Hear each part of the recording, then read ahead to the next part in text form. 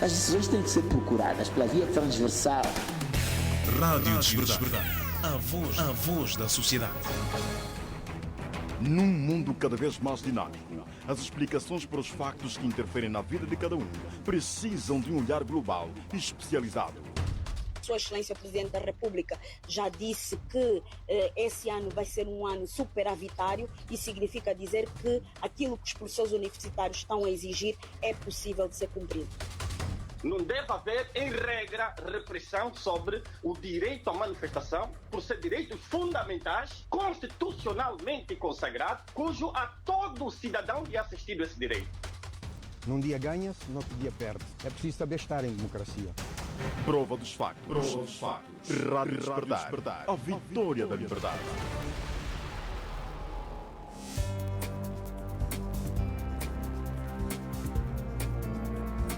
Ouvinte, boa tarde, seja bem-vindo a mais uma edição do debate semanal Prova dos Factos, que analisa os principais assuntos que fizeram manchetes na semana transata.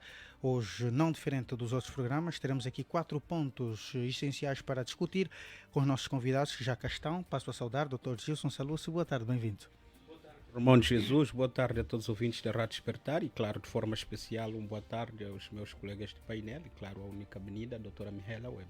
Importa ressaltar que o Dr. Gilson Salúcio é politólogo e, desde agora, passo a saudar o Dr. Ndondanzinga, que é representante do partido político FNLA. Boa tarde, bem-vindo. Muito boa tarde, Romão de Jesus. Esta saudação é extensiva ao digno diretor da Rádio Despertar, o senhor Horácio dos Reis, e com toda a equipa que labuta com ele.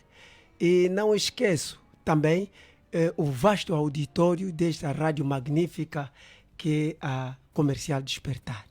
Também os meus colegas do painel. Muito bem. Muito obrigado, Dr. Ndondanzinga. Vamos agora à doutora Mihaela Weba, que vem em representação do Grupo Parlamentar da UNITA. Boa tarde, bem-vinda. Muito boa tarde, caro jornalista. O meu boa tarde é extensivo à direção da Rádio Despertar, aos seus fiéis ouvintes em Angola e na diáspora, e igualmente um boa tarde extensivo aqui aos meus colegas de painel. Muito bem. E temos o nosso último convidado, o Dr. Cicato, Agostinho Cicato, que é também politólogo. Boa tarde, bem-vindo. Boa tarde para si, Romão, e a todos os que escolhem a Rádio Despertar para se informar. Muito bem. E hoje vamos abordar aqui 4 assuntos essenciais. As chuvas que provocaram mortes e destruição em quase todo o país, e o novo aeroporto recentemente inaugurado não foi poupado, já dando sinais de extremas fragilidades. Vamos ainda analisar o facto do deputado Nuno Álvaro Dallas estar em risco de perder o mandato na Assembleia Nacional. É deputado, afeta ao grupo parlamentar da UNITA, por conta do fato de o Tribunal Supremo ter pedido a suspensão provisória das imunidades parlamentares para tramitar então o caso em julgamento em que é participante o Ministério Público. O terceiro ponto, não menos importante, é o fato de a UNITA exigir que a clínica multiperfil deixe de praticar preços muito altos por já beneficiar do dinheiro do Orçamento Geral do Estado. E, por fim, o fato da Ministra das Finanças ter assegurado que o dinheiro apreendido pelo Estado no âmbito do combate à corrupção está nos cofres da PGR, que será o último assunto aqui a ser analisado.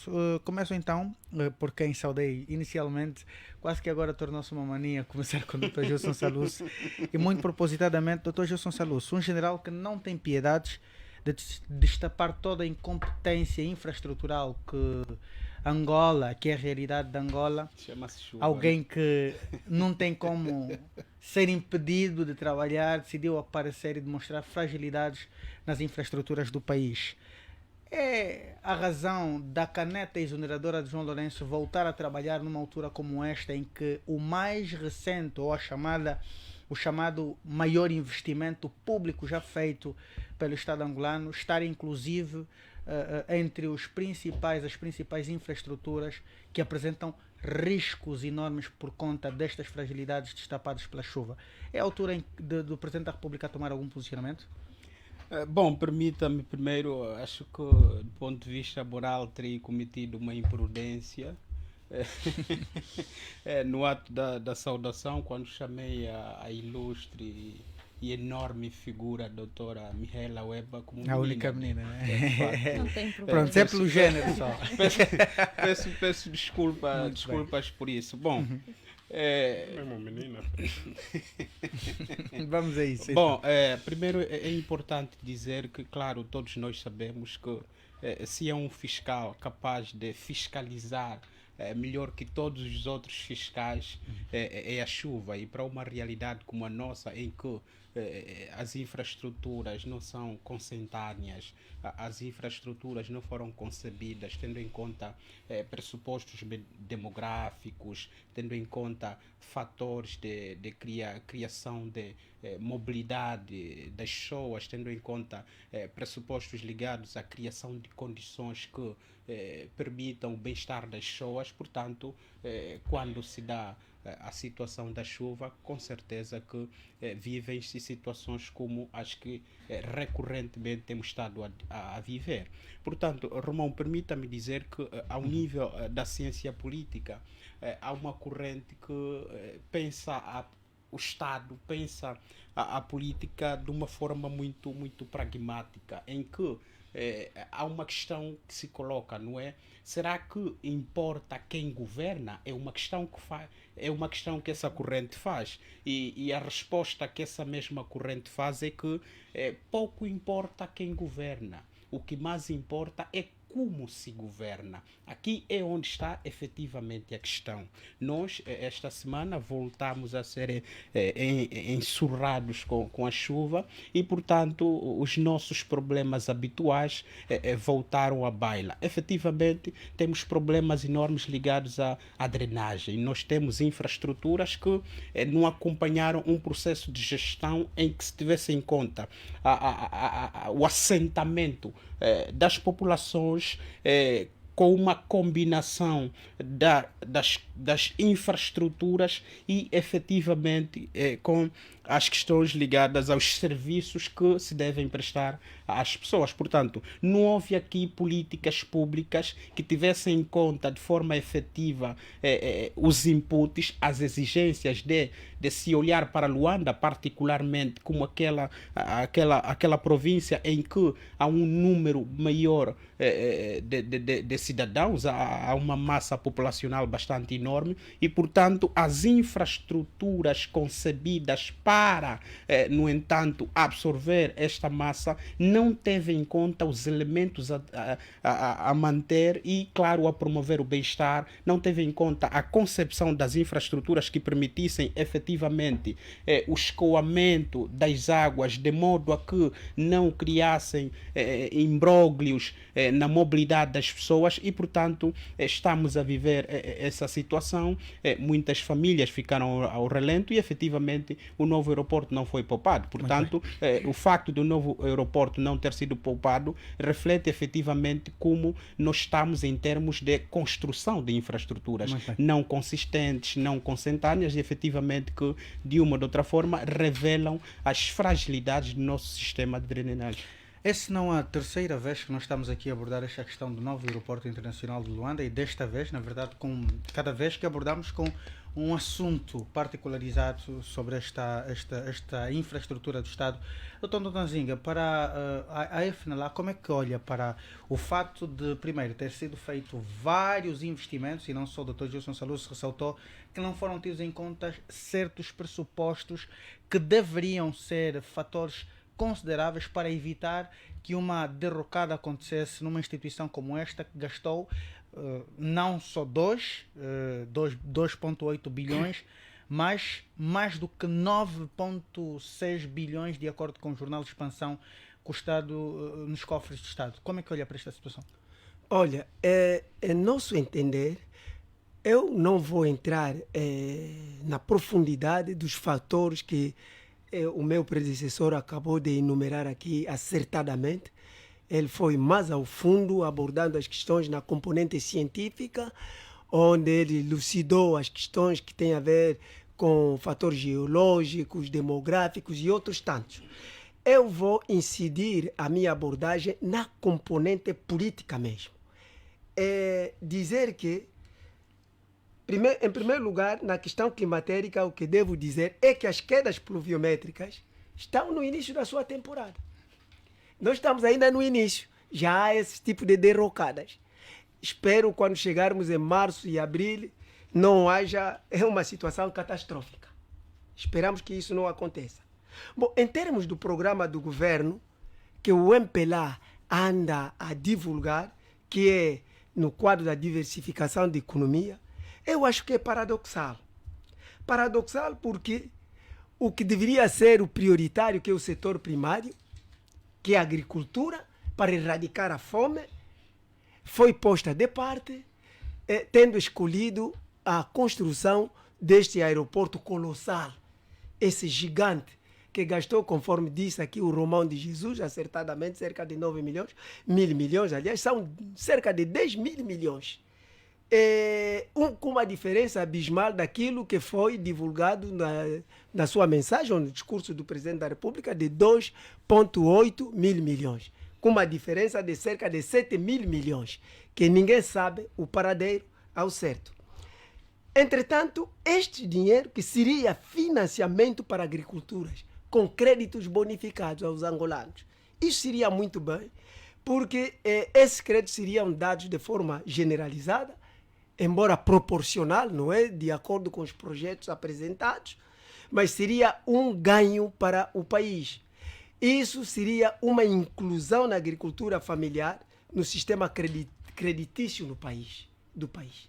Portanto, as famílias angolanas teriam créditos, mesmo em proporções assim mínimas, mas podiam efetivamente ajudar a alavancar a agricultura no sentido de erradicar a fome que graça neste país.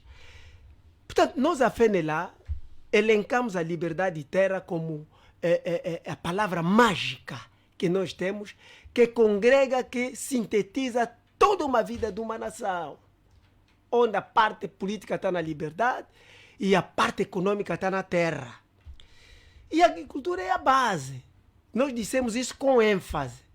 Nós estamos a ver na era colonial cerca de 85% da população angolana era camponesa e as pessoas viviam muito bem e havia comida nas zonas urbanas a fartar-se. Agora, estamos a viver uma situação contrária, diferente. Onde surge esse paradoxo? Portanto, na nossa opinião, nós a FENELA teríamos uma proteção dos preços dos produtos agrícolas, o que daria um melhoramento dos métodos de troca e estabeleceriam implicitamente e a miúda a garantia de fornecimento permanente e contínuo de bens agrícolas para as zonas urbanas. E, consequentemente, não teríamos fome. Por isso, nós elencamos no nosso programa de governo que apresentamos em 2022, nas eleições, nas recentes, 3 pontos fundamentais que são eixos: agricultura, educação e saúde. Por que agricultura? Porque isso acaba com a fome. A produção nacional vai desembocar na indústria, que já não existe porque todas as fábricas aqui fecharam. Não existe fábrica nenhuma. Tentação de Cachito já não produz açúcar, já não existe. Fábrica da Mabor já não existe, que fazia pena. Fábrica de katanas, todas as fábricas que podemos citar aqui em Luanda, em todo o país, já não existem, todas paralisaram. Portanto, o que é que deveria ser feito na visão da FNLA para poder se repor a legalidade nesta questão particular, um aeroporto que gastou milhões ou bilhões e bilhões de kwanzas? Esses milhões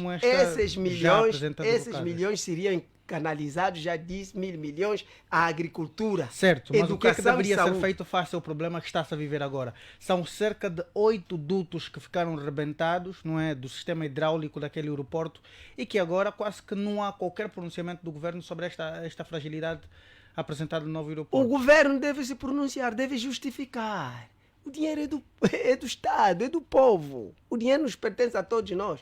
O governo é meramente um gestor. Deve justificar e deve ser responsabilizado, naturalmente. Essa questão deve desembocar na Assembleia Nacional para um debate sério. E responsabilizar os empreiteiros, ver aqui as causas e os efeitos desta construção. Estamos a dizer as causas, portanto, a razão, o que levou o governo, qual é a razão fundamental que ele levou a priorizar a construção deste aeroporto em contramão daquilo que devia ter dado ao povo. Muito bem. Os efeitos. as consequências que vão advir. Repara que para poder se repor a situação vai implicar mais gastos ao Estado. E este dinheiro, que seria talvez para a compra de medicamentos, para poder apetrechar os hospitais. Muito bem, uma questão que eu gostava de trazer aqui à nota e o que eventualmente muitos ouvintes não sabem ainda, mas passo em primeira mão, e é um assunto que eu gostava também de questionar a doutora Mihaela Weber, é que o funcionário que fez o vídeo onde aparecem os dutos, as rupturas do sistema hidráulico do novo aeroporto internacional, está desaparecido, segundo contam familiares ou pessoas próximas, está desaparecido, não se sabe qual é, neste exato momento, o local certo para onde está. O contato que eu tive com uma das pessoas que vive na sua residência disse mesmo que depois que se descobriu que terá sido ele quem terá feito o vídeo, os colegas o apontaram e desde então já não se sabe o paradeiro deste funcionário do novo aeroporto. Entretanto, uma outra particularidade que eu trago, e só para trazer aqui a colação, é que existe uma empresa prestadora de serviço daquele novo aeroporto, e só a título de exemplo por conta das chuvas, não é, daquele novo aeroporto, que faz toda a plantação, toda a arborização e jardinagem daquele local, que os próprios funcionários que também estão lá, não é, denunciaram agora que toda a jardinagem quase foi jogada abaixo porque não se considerou dois fatores. A manutenção daquele aspecto, foram forçados a pimentar todo aquele espaço para terem a inauguração que estava prevista muito para breve e receber o Presidente da República, mas não conseguiram fazer manutenção. Eles decidiram cruzar os braços porque estão há 2 meses, agora para 3, que não recebem os seus ordenados, e no dia que o Presidente da República foi inaugurar aquela infraestrutura, foram todos retidos dentro de um contentor sem que pudessem estar ali, porque eles pretendiam manifestar na frente do Presidente da República. Como é que a doutora Mihaela Weber olha para esta situação, considerando o facto de ser uma constitucionalista? Bom, antes de responder à sua questão, devo dizer que esta semana foi uma semana particularmente triste, sobretudo porque perdemos um grande cantor angolano. Estou-me a referir ao Rei da Costa, elemento integrante e vocalista do grupo Sassa Chokwe.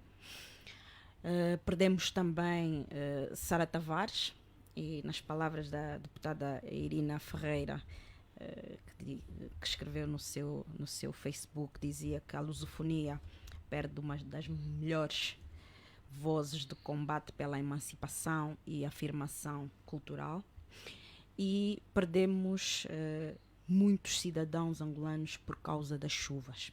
E infelizmente a Huila, até o momento que sei, foi a província com mais vítimas mortais, chegando à cifra de 11 cidadãos. Portanto, quero aqui expressar as minhas condolências às famílias enlutadas, e dizer que sempre é mau quando um ser humano parte para outra dimensão. Quanto à questão das chuvas, que eu gostaria primeiro de aflorar, devo dizer que a chuva é um fenómeno natural e, portanto, todos nós sabemos que depois de terminar o cacimbo, que oficialmente termina a 15 de agosto, este ano o nosso cacimbo estendeu-se para lá de 15 de agosto, foi até depois de 20 de setembro, ok? Já sabíamos que seria um ano com muita chuva exatamente por causa desse indicativo, porque infelizmente o mundo está todo em alteração climática e Angola não foge à regra. E já se tem dito na brincadeira que novembro está a rivalizar com abril e está a ganhar até abril. E portanto, quem conhece Luanda sabe perfeitamente que a nossa província, quer pela sua condição geográfica, quer pela sua condição geológica, é propensa a ter cheias. Já no tempo colonial teve uma grande cheia, salvo erro, se não me engano, no ano de 68, em que a Baixa toda ficou inundada portanto, não é uma coisa que é nova. Mas ainda assim, quando se fez o alargamento da cidade, em termos de construção e de infraestruturas, deveria-se prever isso. E a previsão desse tipo de coisas deve ser feita com os melhores do mundo. É irem chamar mesmo quem faz os melhores esgotos, o melhor saneamento do mundo e chamá-los para vir fazer. Infelizmente, nós decidimos dar as obras às empresas que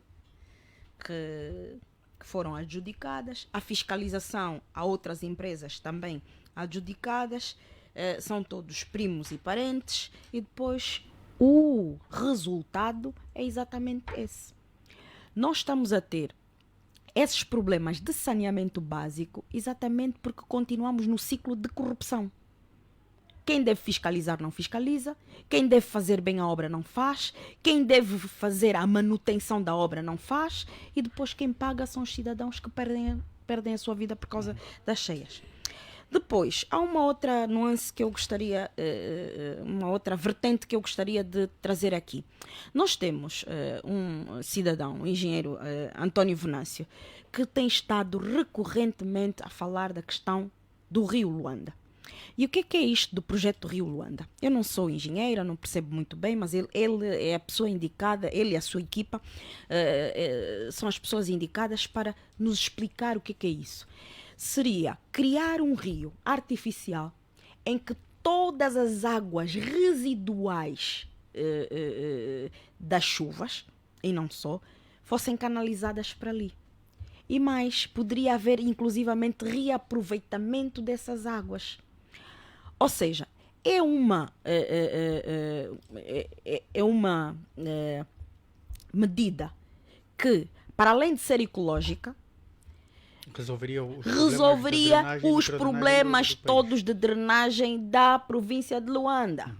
E por isso é que eles até deram o nome Rio Luanda, exatamente para Luanda deixar de ser o rio que é e ter um rio que canaliza todas as águas de Luanda. Ora, o que é que acontece?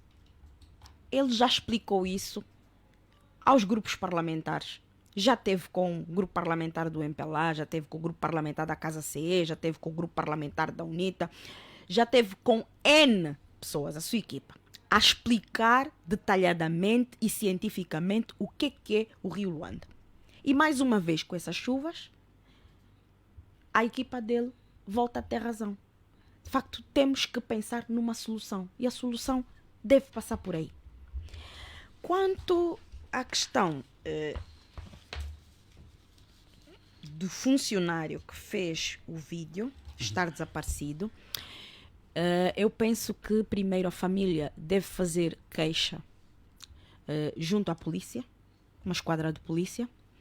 Para além disso, apresentar a sua preocupação se está com receio de que a vida dele possa estar em causa, fazer uma carta à 10ª Comissão da Assembleia Nacional, que é a Comissão dos Direitos Humanos, fazer uma carta à Provedoria de Justiça. A nossa provedora é uma senhora que tem muita sensibilidade relativamente às questões de direitos humanos, e para além disso escrever também para as organizações nacionais e internacionais que lidam com os direitos humanos. Porque de facto um cidadão que faz um vídeo dessa natureza e denuncia o que se está a passar no novo tribunal e desaparece, é grave. No novo aeroporto. No novo aeroporto, é grave. E, portanto, é algo que nós não podemos permitir que aconteça. Nós estamos em paz há 21 anos e, portanto, a Constituição estabelece que o Estado respeita e protege a vida da pessoa humana, que é inviolável, e, sendo assim, todos nós temos que ter a nossa vida, a nossa integridade física completamente asseguradas pelo Estado. E, portanto, um cidadão não pode pura e simplesmente desaparecer porque fez uma denúncia pública. Se a denúncia é caluniosa, ele depois que responda perante os órgãos de justiça. E como é que olha para a questão dos jovens que ficaram retidos porque não poderiam manifestar, porque tinham que fazer um trabalho bonito para o Presidente da República inaugurar, e agora nós inclusive tivemos nesta semana também um contraditório do responsável da empresa, a prestadora de serviço, que disse que aquele é um protocolo normal, que toda vez que o novo aeroporto tem ou vai receber pessoas, eles são todos colocados numa zona de quarentena, uma espécie de retenção e proibição de circulação para evitar que eles causem alguma interferência no pessoal que estiver a visitar o novo aeroporto. Há alguma sustentação legal para esta atitude? É assim, não conhecendo as condições em que eles são colocados... É dentro de um contentor, segundo os próprios funcionários. Se é dentro de um contentor, eu posso considerar isso cárcere privado. E o cárcere privado é crime. E, portanto, se alguém esteve nessa situação, que faça uma queixa. Tem de fazer queixa. Tem de fazer queixa. Muito e, bem. portanto, o Ministério Público tem que abrir inquérito para efetivamente apurar o que é que aconteceu, porquê que aconteceu e responsabilizar quem efetivamente cometeu o crime de cárcere privado de vários cidadãos. Muito bem. Doutor Cicato, fala-se da provocação de vários danos por conta das chuvas que se abateram pelo país durante os últimos dias. Entretanto, conforme já referiu no início da sua abordagem a doutora Mihaela Weba, só a província da Huila que saiu agora com cerca de 11 mortes e 14, não é? Agora muito bem. E pelo menos o resto do país que também sofreu com estes danos, pelo menos os dados não chegam a este nível. Entretanto, há muitos feridos e vídeos nas redes sociais a demonstrarem situações muito graves. E eu trago aqui à colação uma situação que no ano passado, quando da aprovação do Orçamento Geral do Estado, o ministro, penso que da Construção, terá dito mesmo que a prioridade seria para as ravinas, o que desde então, e o governo alocou uma série de um orçamento, vamos lá dizer, muito pigudo para a construção ou para o melhoramento das ravinas por conta das casas que estavam a ser engolidas pelas ravinas. Entretanto, essas mesmas ravinas são agora as causadoras de vários problemas, inclusive de mortes de cidadãos, porque até agora o governo não se atém a resolver estes problemas. Como é que olha para esta situação, este panorama todo destas consequências das chuvas por conta das ravinas, sobretudo? Olha, primeiro endereçar os meus sentimentos, pesar às famílias, portanto, as cerca de 60 famílias, de acordo com o novo jornal, cerca de 60 famílias cujos parentes perderam a vida nessa chuva. E também os cerca de 800 cidadãos cujas casas ficaram inundadas, portanto, com maior incidência aqui para o Conde Cubango, que resiste o número de 300 pessoas, e o Ambo com cerca de 26 pessoas que perderam a vida. Muito bem. Portanto, isto de um lado. Do outro lado, o problema da chuva não é um problema novo. Os meus colegas que me antecederam já que explicaram. O problema da chuva nos remete a um outro dilema que parece-me ser dos mais importantes. É discutirmos a governação do ponto de vista científico. Portanto, como é que são tomadas as decisões? Quem é que toma as decisões? Portanto, sobre o que é que são tomadas as decisões? Como é que são implementadas as políticas públicas? Portanto, só assim é que conseguiremos perceber este problema. Portanto, fazem-se estudos.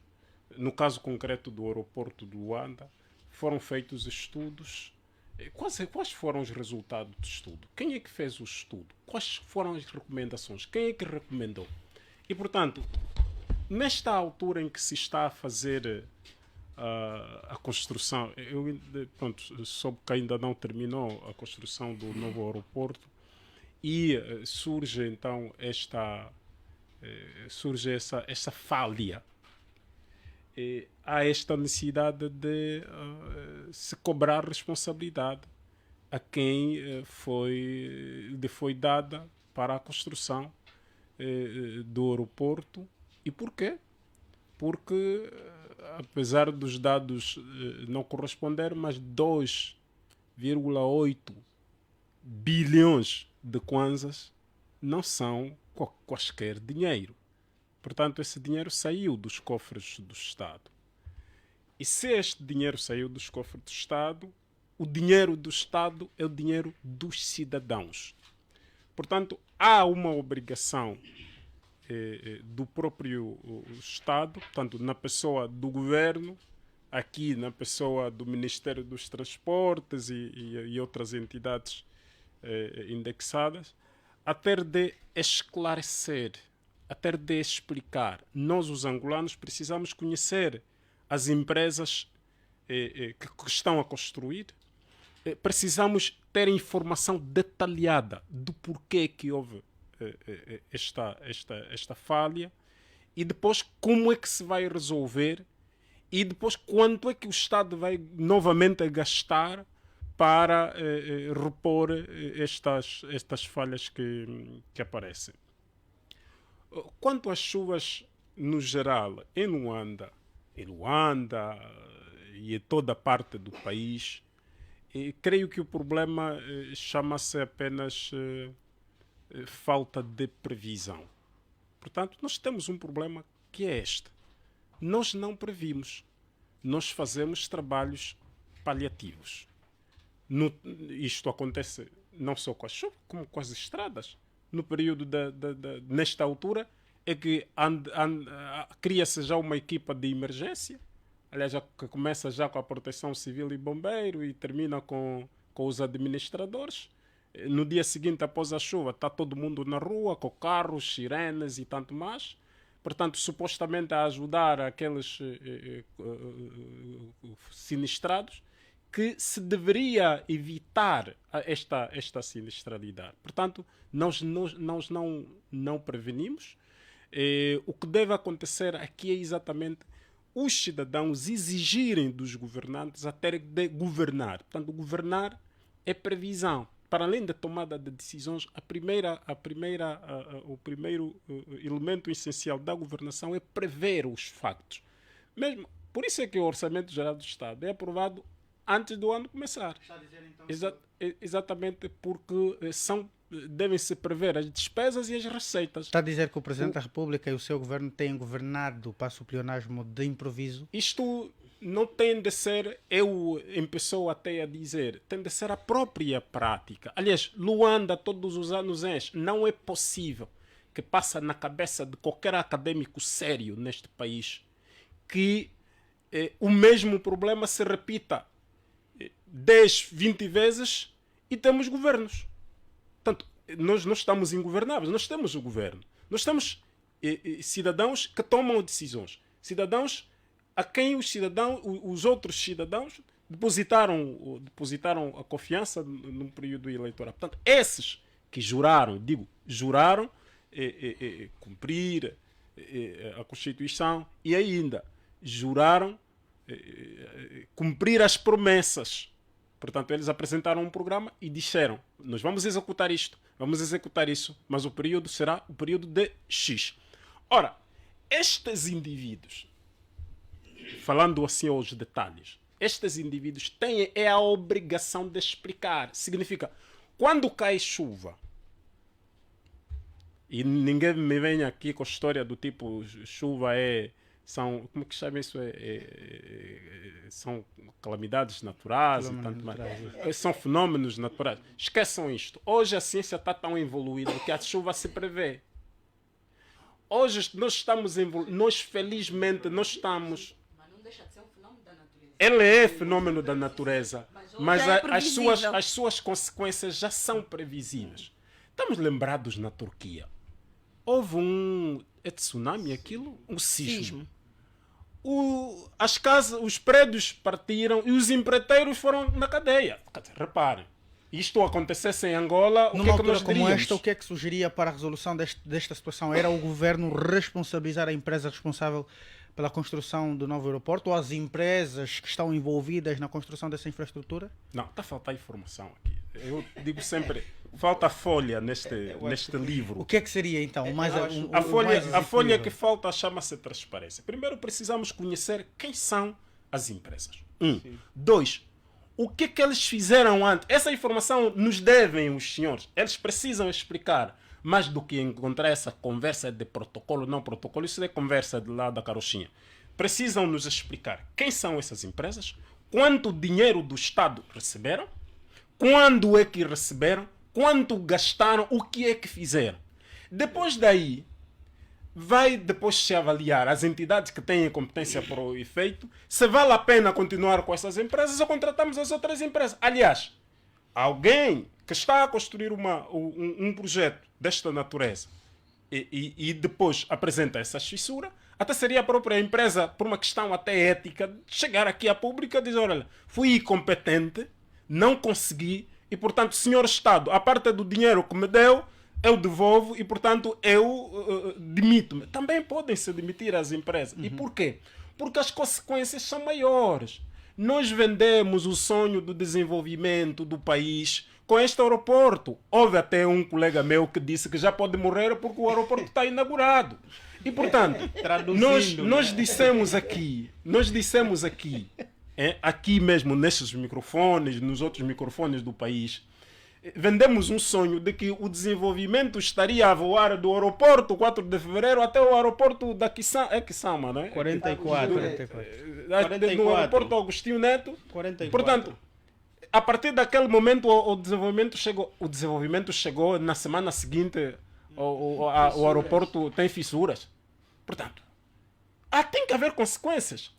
E eu creio que Doutor Gerson, nós estamos agora a 55. Só para acrescer alguns um minuto, elementos, por favor. Um minuto. O doutor Cicato traz aqui uma questão muito interessante, né, que tem que ver com a necessidade de nós, enquanto detentores genuínos do poder, percebermos efetivamente quais são as empresas envolvidas, portanto, na construção das infraestruturas de forma geral no país. Eu acho que mais do que percebermos ou querermos saber quem são as empresas envolvidas nas construções, eu penso que todo esse problema gira à volta de uma única coisa. É um problema governativo. E sendo um problema governativo, quer dizer que essas empresas não são de per si responsáveis pelos problemas que têm vindo a causar na construção das infraestruturas no país. Por quê? Porque são tomadas decisões. Os governos são criados e concebidos para quê? Para resolver problemas. Seria, neste caso, o próprio governo a tomar a dianteira para responsabilizar as empresas? Quem toma decisões para a contratação dessas empresas é quem detém o poder. E, portanto, quem detém o poder tem que agir dentro de uma lógica. Não acha que as empresas deveriam ter, pelo menos, a moral de assumirem as debilidades que têm e de entregarem o resto do dinheiro conforme disse como é que foram contratadas? Essa é uma questão, mas mais do que isso, há aqui um braço a torcer que deve ser dado por quem define as políticas públicas no país, por quem tem poder. Por quê? Porque, como disse o Dr. Cicato, as tomadas de decisões, elas resultam de avaliações. Ao nível da ciência política, há uma resolução de David Easton, né, ligadas ao sistema político. Mas o doutor está a se alongar. Agora, vou ser muito rápido, vou já terminar. Que tem que ver, claro, com a ação governativa. Há decisões a serem tomadas, por quê? Porque há exigências, há demandas. Essas exigências e demandas levam à tomada de decisões. E as tomadas de decisões permitem que se criem políticas públicas. Agora, depois das políticas públicas definidas, há o resultado. Será que quem toma poderes, quem toma decisões sobre as empresas a serem contratadas, depois avalia os resultados das obras, das infraestruturas erguidas por estas empresas? Essa é uma questão avaliativa. Que o governo deve justificar e deve serem responsabilizados os empreiteiros. Está tudo dito. E é com o doutor Dondanzinga, por quem eu quero começar o segundo assunto, sobre o facto do deputado Nuno Álvaro Dalla estar em risco de perder o seu mandato na Assembleia Nacional por conta do pedido do Supremo Tribunal que solicita a suspensão provisória das imunidades parlamentares para julgamento. E caso transite em julgado, vai estar suspensas as suas atividades enquanto deputado periodicamente. Antes que entendamos o lado constitucional, ou o lado legal, não é, deste aspecto, eu gostava de ter a apreciação do Dr. Dondanzinga no que respeita, não é, esta situação. E mais do que isso, é uma questão muito particular. Como é que olha o fato de o próprio juiz do Supremo Tribunal, Joel Leonardo, estar a ser alvo, não é, de uma investigação sobre alegados atos de corrupção e ele mesmo também estar a encabeçar, não é, uma petição contra um deputado que alegadamente, não é, terá ferido o Estado ou o Ministério Público, que, no entender do Ministério Público, falou em verdade, caluniou, não é, o sistema de justiça do país. Como é que olha para esta situação? Acha contraproducente?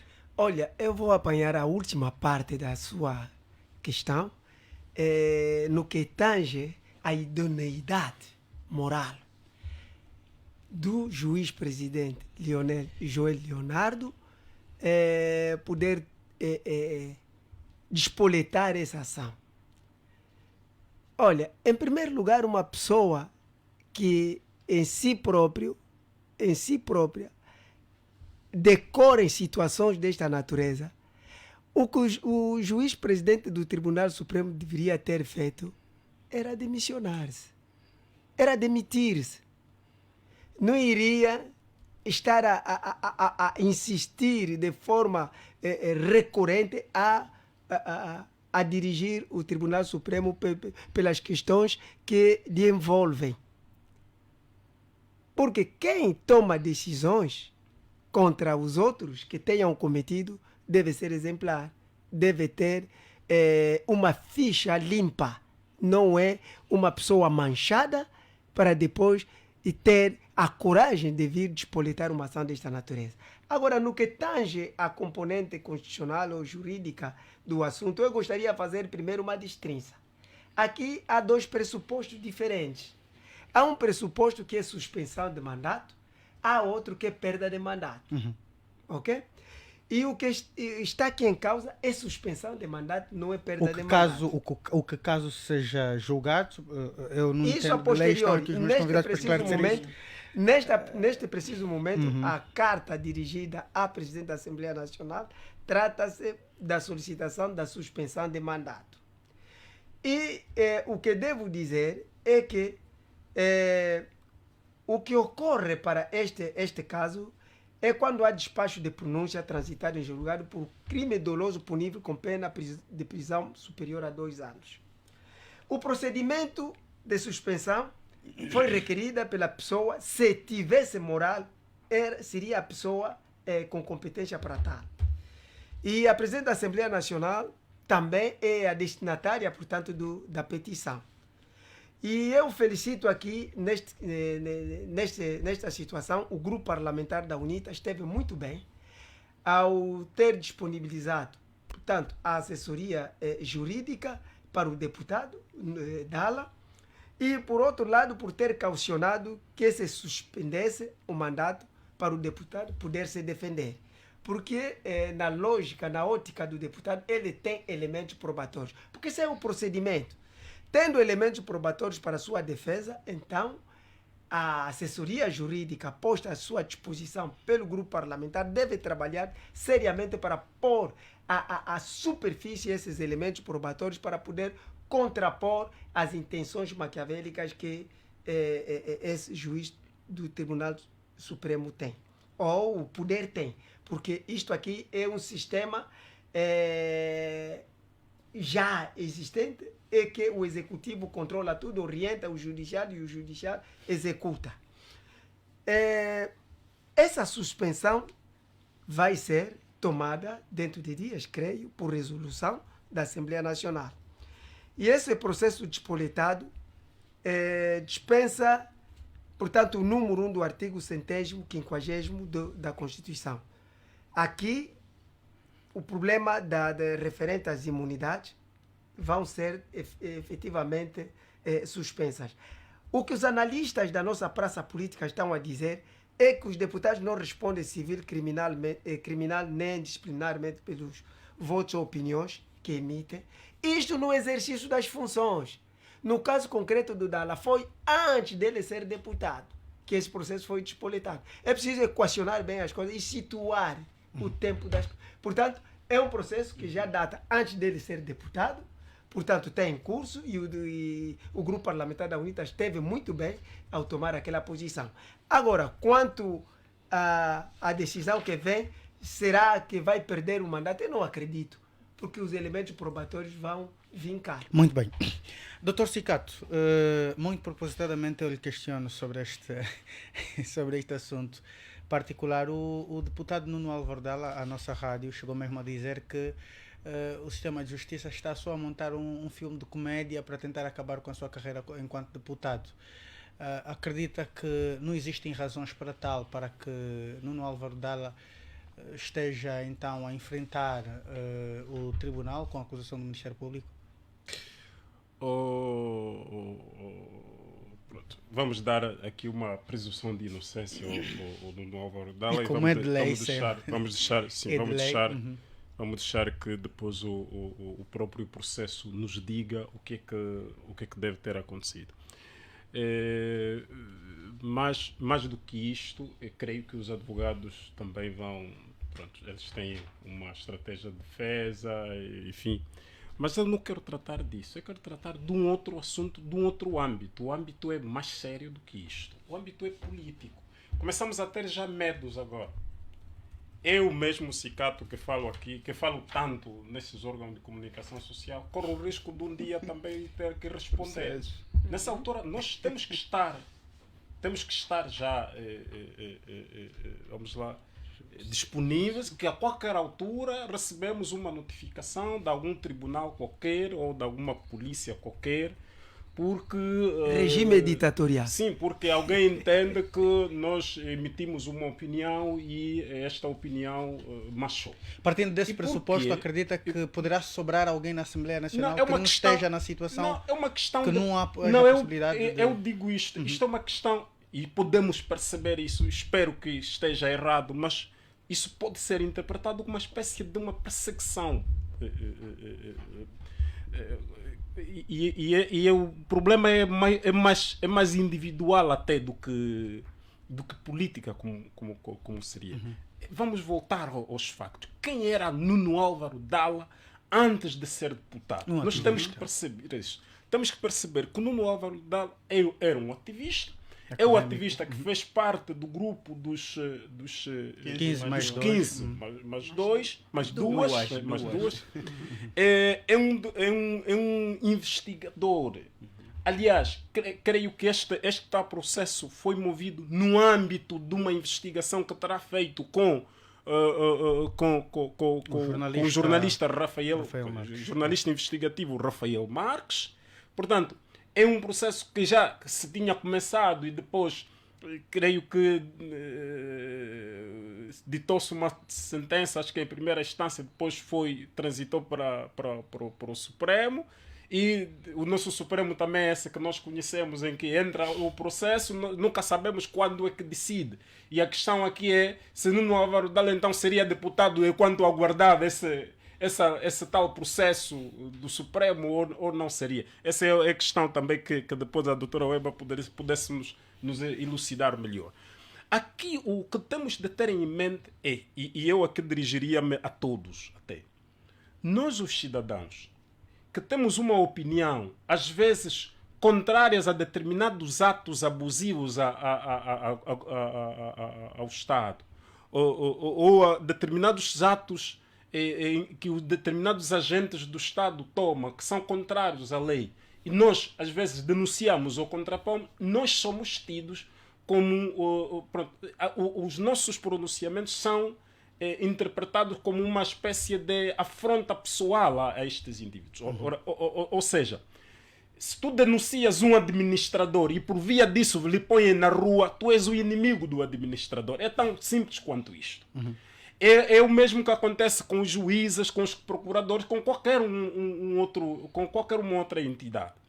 E então, o que nós temos de fazer, de perceber é, se há crime, o tribunal vai dizer e vai decidir sobre o assunto. Mas o que nós não podemos deixar é o Nuno Álvaro Dalla estar a Deus dará.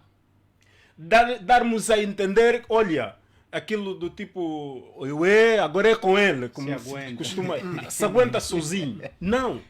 Nós hoje todos diríamos, somos todos Nuno Álvaro Dalla. E seria, no caso, um ataque à democracia. E porquê que, exatamente, e porquê que somos todos Nuno Álvaro Dalla? Porque está a ser atacado um ativista. E eu gosto do jornalista por isso. Quando tu atacas um jornalista, todos os jornalistas vêm ao público. Se tu atacas hoje uma mulher, as mulheres todas levantam contra si. E esta corrente deve acontecer a nível dos ativistas, a nível dos investigadores. Devem ser claro que não tem que haver uma linha vermelha. Portanto, os crimes sim são crimes, devem ser julgados, mas não se pode permitir, não se pode confundir, não se pode impor limites a um investigador, a um opinion maker, a um analista, limitações do que ele deve ou não dizer. Portanto, nesta altura, o que nós temos que fazer é darmos a nossa solidariedade ao Nuno Álvaro Dalla. Agora, deixar que as instituições do Estado façam o seu trabalho, isto sim, vamos deixar que a instituição do Estado faça o seu trabalho, vamos deixar que o próprio Parlamento também faça o seu trabalho no âmbito das suas competências. Creio que o grupo parlamentar da UNITA, a que o próprio Nuno Álvaro Dalla faz parte, também está a fazer o seu trabalho, anunciou há pouco tempo que disponibilizou assessoria jurídica para Nuno Álvaro Dalla. Pronto. Mas o que nós temos de perceber é exatamente isto. Agora, quanto ao governo, isto está a ser preocupante. E para o governo, essa é uma mensagem que eu quero passar. O presidente João Lourenço não pode nos dar a entender que no seu mandato nós somos livres. Porque aliás, o próprio Presidente da República, logo no final do seu primeiro mandato, chegou a dizer que quando da sua ascensão à presidência da República, as liberdades aumentaram, quer de imprensa, quer de expressão. Depois a queda foi livre. Desculpa, não fale em mandato. Não fale em mandato, porque esse é o segundo. Fale em consulado. Pronto. Que engloba os dois mandatos. Eu digo isto porque eu estou preocupado neste país com duas franjas importantes. Primeiro, eu digo mesmo nós, porque eu sou dos cidadãos que mais está exposto na comunicação social. Aliás, vocês sabem, me bateram aqui mesmo na rua, aqui, quando saía daqui mesmo da Rádio Despertar, naquela altura. Só que, claro, no tempo da outra senhora, eu queria experimentar que neste período seja diferente. Claro, com limitações, sem abusar também daquilo que são os direitos. Mas para terminar mesmo. Para terminar, eu trouxe esse dado por quê? Por causa das ameaças que aconteceram na última sessão plenária a um deputado. Eu por acaso estava a acompanhar, confesso que eu tive de desligar o rádio que eu estava ligado, que estava a transmitir em direto, porque era o deputado a intervir e depois a presidente da Assembleia Nacional ia dizer o que vai dizer e atenção, com recomendação já de que daqui a pouco pode receber uma nota para a Comissão de Ética. Os deputados precisam ser livres. Os cidadãos precisam expressar de modo livre. Deve haver aqui liberdade de expressão. Mas, fundamentalmente, os investigadores. Já temos poucos. Nós temos poucos investigadores, poucos jornalistas investigadores, poucos acadêmicos investigadores. E, portanto, precisamos destes grupos. E quando há uma investigação, os órgãos competentes devem agir. A minha pergunta é, onde é que estava a PGR na altura mesmo para tomar decisão sobre as denúncias que o Nuno Álvaro Dalla fez, mas agora já está aqui presente. E, portanto, é que essa necessidade. Em relação a... Eu não queria falar da moral do tio Joel, porque o tio Joel mostrou-nos claramente que não está em condições. E eu quero fazer um outro desafio ao Dalla. Em condições normais, o Dalla, enquanto cidadão, não pode comparecer, sei que o tio Joel sai. E, portanto, quem não cumpre a lei não pode obrigar. Não reúne as condições. Não há condições. Muito bem, e falando da questão da lei, Dr. Gilson Salucci, muito propositadamente eu vou aqui lhe questionar sobre o fato da lei prever a chamada retroatividade da lei, o que muito se invocou e ouvimos muitos analistas, inclusive, a falar sobre esta questão. Não, mas uma coisa não tem nada a ver com a outra e que a lei a retroatividade da lei só deve obedecer ao benefício implicado, no caso. Mas nesse caso em concreto, e um esclarecimento que eu gostava que o doutor fizesse aqui, neste caso em concreto, trata-se de uma acusação que já transita e que ficou pendente por conta da decisão do próprio Tribunal Supremo.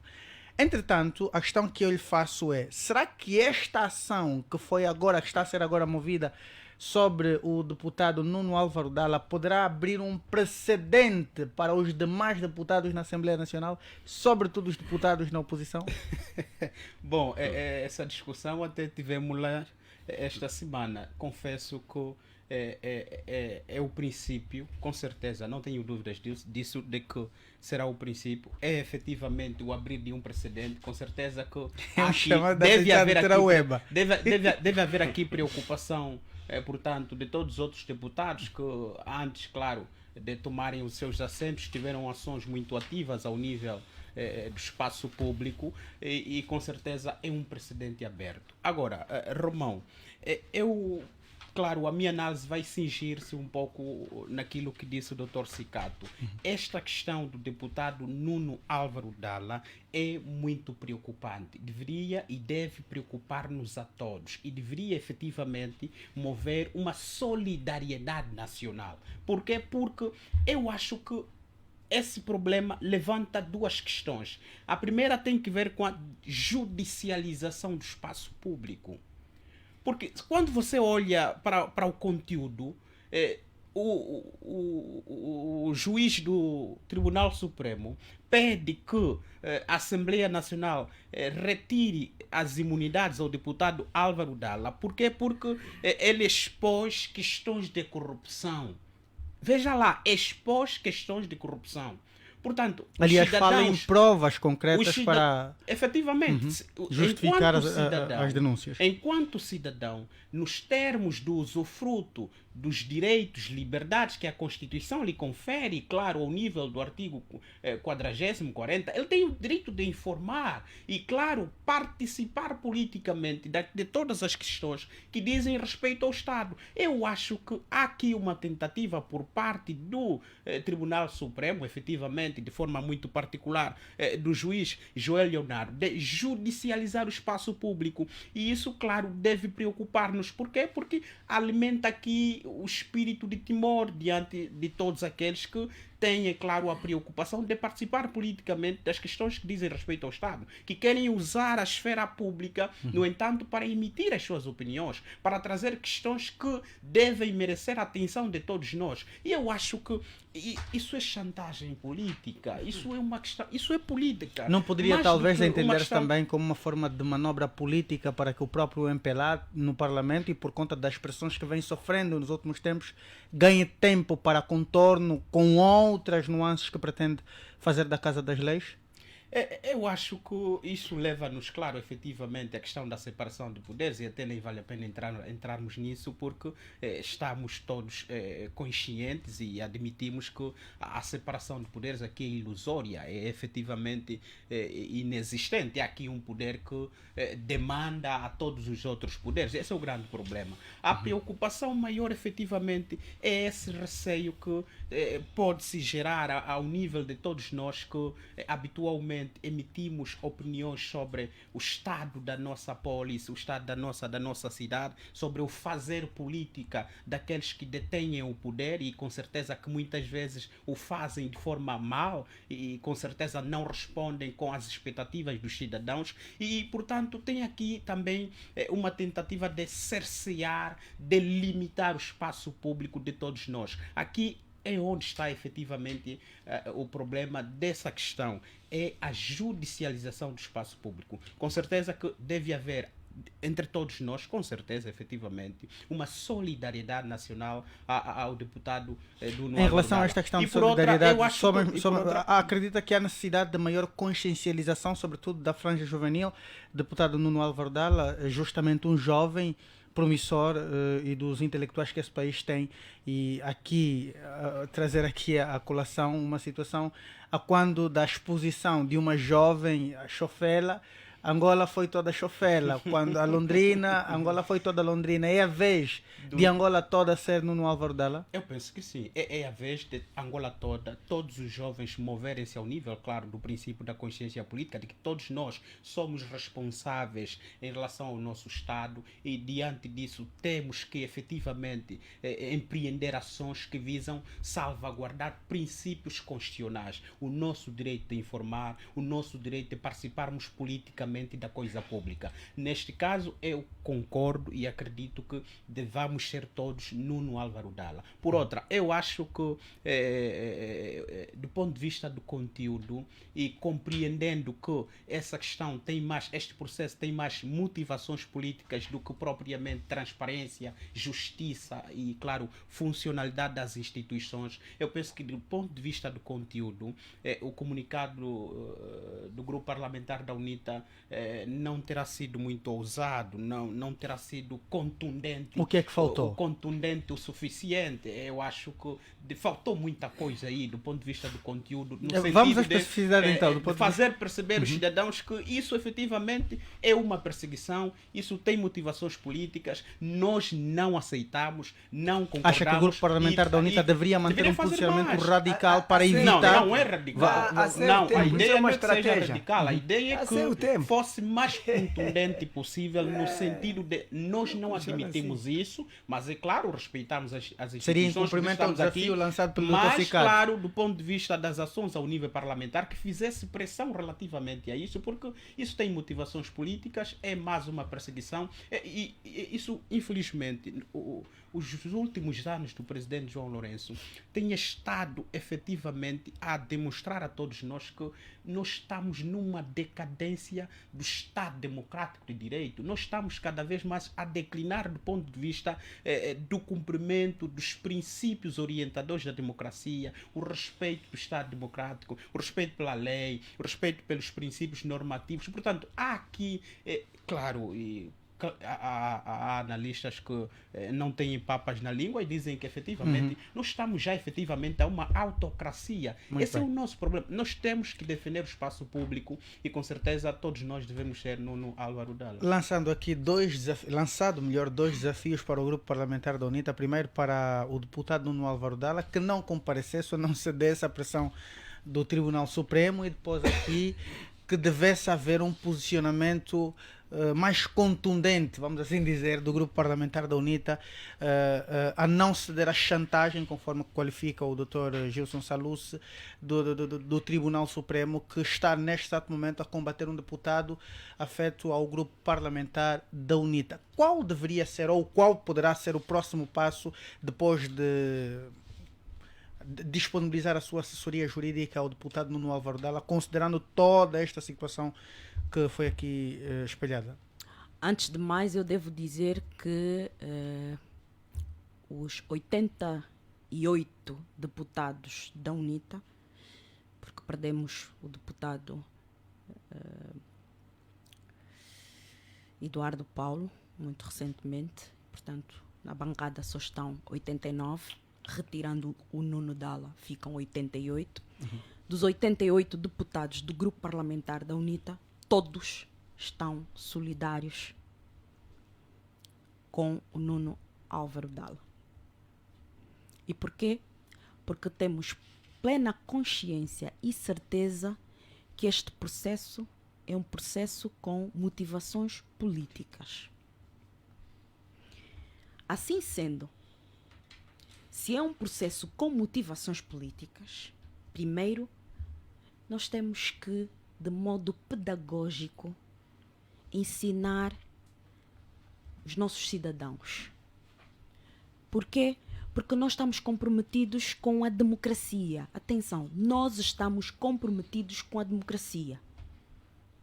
E se existem regras, e a Constituição estabelece determinadas regras, um determinado deputado é indiciado, há um despacho de pronúncia e o presidente do Tribunal Supremo solicita a sua retirada, a suspensão do seu mandato e a retirada de imunidades.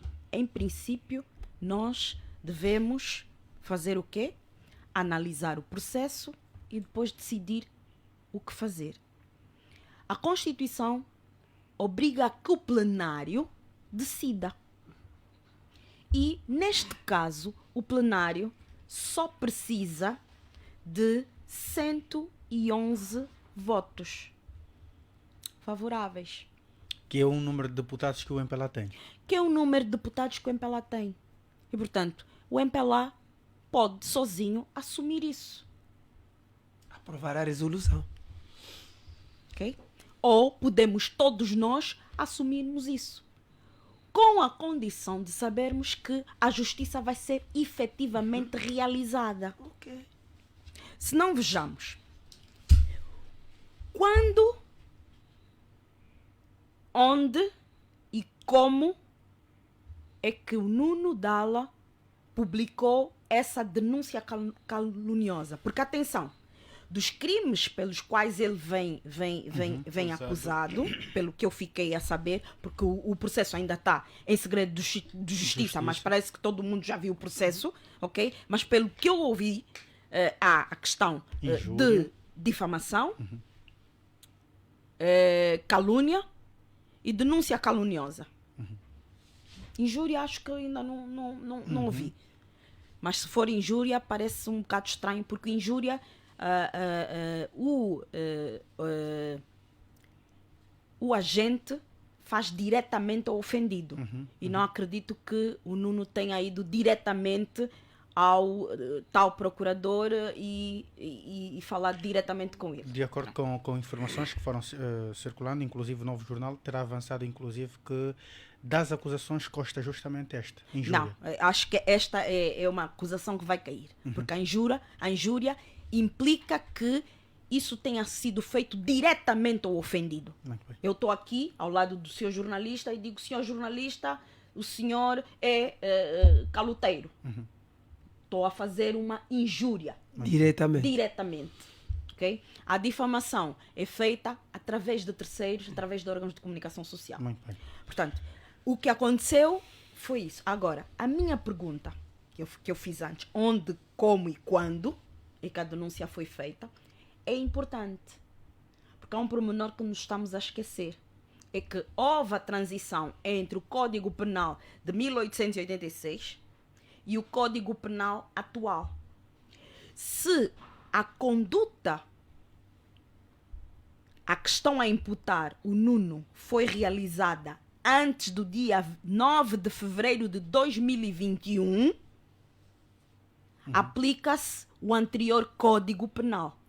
Por quê? Porque o novo Código Penal vem agravar a pena. E vou-vos explicar. O anterior Código Penal, no artigo 245, estabelecia o seguinte: aquele que, por escrito, com assinatura ou sem ela, fizer participação ou denunciação caluniosa contra alguma pessoa diretamente à autoridade pública, será punido de 1 mês a 1 ano e suspensão de direitos políticos por 5 anos. Era o que estabelecia o anterior Código Penal. O atual Código Penal estabelece o seguinte no artigo 352. O número 1. Quem, por qualquer meio, perante a autoridade ou publicamente, denunciar ou lançar sobre determinada pessoa a suspeita da prática de um crime, com consciência da falsidade da imputação e a intenção de que contra ela se instaure procedimento criminal, é punido com pena de prisão de 1 a 3 anos ou com a multa de 120 a 320 dias. Então, é importante saber exatamente quando é que a conduta foi praticada. Número 1. Número 2. Saber se a imputação que é feita é de facto falsa. Só assim é que é caluniosa. Sim. Porque ela pode ser difamatória, mas ser verdadeira. Agora, se for falsa, aí sim é denúncia caluniosa. Porque se for difamação, o crime de difamação, o procedimento criminal depende de queixa do ofendido. Já a denúncia caluniosa não, é um crime público. Então, temos que ver efetivamente qual é a conduta que Considerando todos esses esclarecimentos, qual é a possibilidade de a ação do Supremo Tribunal afetar necessariamente a deputação do deputado, no caso, o mandato do deputado Nuno Álvaro Dalla? É assim, o Tribunal Supremo nós sabemos que não atua de modo rápido. Okay? Vamos supor que o levantamento da imunidade seja em janeiro. Okay? Só por suspender o mandato e lhe serem retiradas as imunidades, o deputado Nuno Álvaro Dalla tem que ficar 6 meses. Por quê? Porque o deputado que o vai substituir tem que ficar no mínimo 6 meses. Isso significa dizer de janeiro a junho. Okay? Se nesse espaço de tempo, janeiro a junho, o processo ficar encerrado, ele for considerado inocente, ele volta para o Parlamento. Se ele for considerado culpado, não volta para o Parlamento. Isto pressupõe aí que acontece a perda de mandato. Aí acontece a perda de mandato. E isto pressupõe atenção, necessariamente... dependendo da pena aplicável a ele. Exato. Porque nos termos da Constituição, a Constituição alterou. E o artigo 145 da Constituição, que estabelece as inelegibilidades que tenham sido condenados com pena superior a 3 anos. Portanto... Ora, o crime de difamação, calúnia, denúncia caluniosa, é punido com pena de prisão de 1 a 3 anos. Portanto, logo, significa dizer que mesmo que ele seja condenado a 3 anos, não perde o mandato. Por quê? Porque o artigo 145 da Constituição foi alterado. Portanto, pena tudo isso está... superior a 3 anos. Está a assessorar o futuro juiz que vai tomar o futuro juiz não pode fazer nada além da lei. Nesses termos, há então alguma... Está tudo dependente, primeiro, da data em que foi feita. Exatamente. E mais do que isso, para além do fato de que a pena poderá não abranger a questão da perda do mandato do deputado Nuno Álvaro Dalla, e caso venha a ser, este mandato é ou não substituível para o caso dele perder o mandato? É assim, a partir do momento em que é suspensão provisória, o deputado é automaticamente substituído.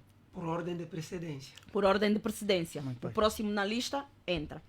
O que é que acontece? Se em 6 meses isso for resolvido, ótimo. Se não for resolvido, vamos esperar. E o nosso Tribunal Supremo já nos habituou a ter processos longos, morosos.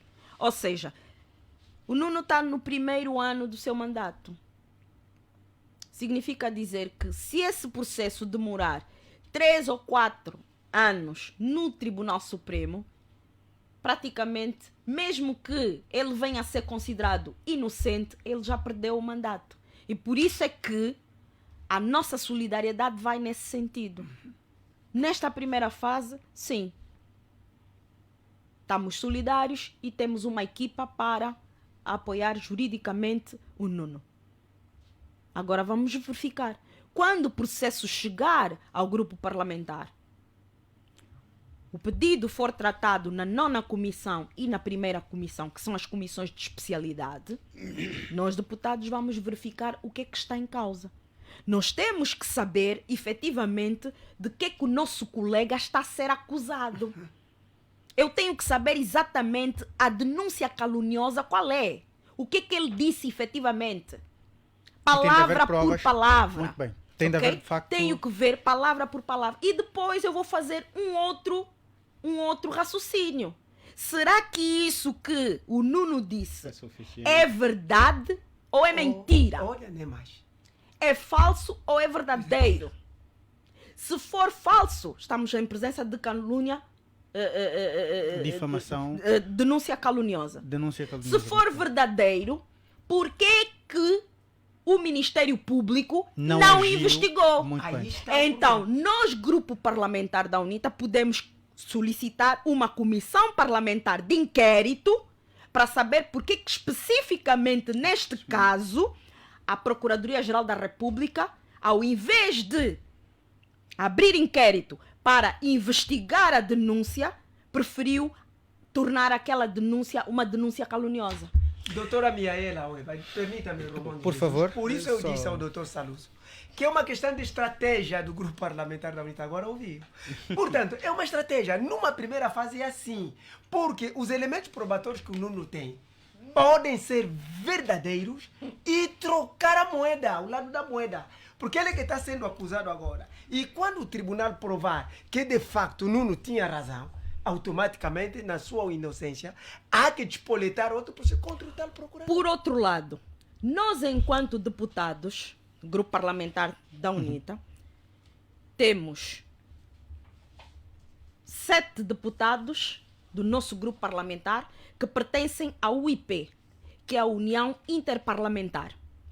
E a UIP tem uma secção específica para os direitos fundamentais dos deputados, onde cada um de nós, ou o nosso grupo parlamentar, pode fazer queixa de Angola por estar a perseguir um atual deputado.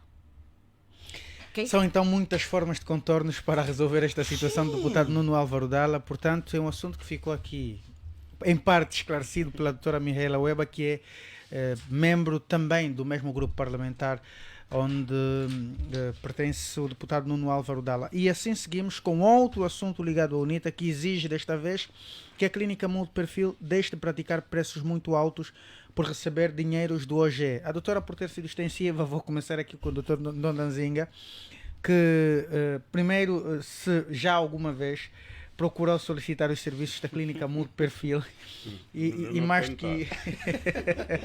Não tenho condições para isso. Sou paupérrimo. Muito bem. E olhando para esta situação, como é que se justifica o facto da multiperfil? Já penso que é uma instituição afeta algum órgão de Estado, porém, além de receber agora dinheiro do Orçamento Geral do Estado, ainda pratica preços muito altos que não favorecem o acesso aos demais cidadãos de uma forma abrangente.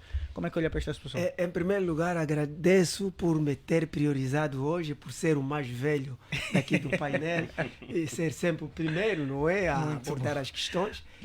Muito obrigado por esta consideração. Relativamente à questão que me coloca, em primeiro lugar, eu devo felicitar a UNITA pela sua posição. A UNITA tomou uma posição boa, clarividente. Efetivamente, aqui há um quesito a ser feito. Primeiro, multiperfil é um estabelecimento público ou privado? Ponto de interrogação. Se for público, não pode cobrar dinheiro. O OGE deve suportá-lo integralmente. Aqui não há comentários a fazer. Se for privado, então deve-se tratar de um serviço de utilidade pública, neste caso, ao beneficiar o dinheiro do Estado. E por ser financiado pelo Estado, o Estado deve impor preços baixos ao financiar. O assunto deve residir ali. Surge também outro quesito. Onde são canalizadas as receitas da referida clínica? Onde é que as receitas desses valores que são muito altos, valores que cobram aos angolanos ou a todos que acorrem aí, onde que param essas receitas? Que naturalmente dariam necessariamente para entrada nos cofres do Estado para todos nós beneficiarmos, não é? De forma direta ou indireta. Estas são as questões que eu coloco. Vou ser lacônico nesse sentido, porque não domino as questões que têm a ver com o estatuto desse estabelecimento. Muito bem. Uma outra questão antes mesmo de terminar, não é? Fez aqui o reparo o meu colega Jorge Mendes Manuel, a quem endereçamos as nossas saudações, era em relação ao termo abranger, ao invés de abranger conforme pronunciei. A questão que eu lhe faço é se a sua representação parlamentar, a representação parlamentar do seu partido vai pelo menos apoiar este posicionamento da UNITA no Parlamento. Naturalmente. Mas, fazendo a questão, o Jorge Manuel fez esse reparo assim, não é? Sim, fez esse reparo a mim. Pois, é para si, pois. Eu notei quando o falou professor... Eu podia o dizer, mas por questão de ética, não quis. Sim, professor, muito bem, muito obrigado, doutor. Nesse sentido. Agora, no que tange o grupo parlamentar misto do PRS-FNLA, efetivamente vai uníssono com a UNITA, apoiar. Naturalmente, ali na especialidade, durante os debates, vão esmiuçar essas questões. Eu vos expliquei a vez passada, não é? A semana passada, que nós votamos a favor. Não é porque estamos a apoiar integralmente o tal Orçamento Geral do Estado. Agora, estás a ver? As questões vão na destrinça para serem debatidas a nível da especialidade. Aí sim vão ser esmiuçadas e vamos apresentar os nossos posicionamentos caso a caso. E depois, na aprovação final, eu penso que o grupo parlamentar misto vai ser contundente nesse sentido. Muito bem. Portanto, a seriedade da nossa parte e tanto estamos a louvar essa iniciativa de ter descoberto essa situação da multiperfil. Doutor, passo agora para o doutor Cicato, que está também há algum tempo já sem falar. Doutor Cicato, como é que olha para esta situação e depois as questões que foram feitas aqui pelo professor Ndondanzinga, se é uma clínica pública ou privada, ou que de facto não está esclarecido ainda, e para onde são canalizadas as verbas alocadas, ou pelo menos as receitas desta instituição, que agora beneficia do Orçamento Geral do Estado? Olha, deixa-lhe dizer, primeiro deixa dizer aos deputados do grupo parlamentar da UNITA que já vieram tarde, mas mais vale tarde do que nunca. Portanto, é um ato extremamente importante. Eu creio que é elementar essa exigência, mas tem de ser uma exigência que tem de ter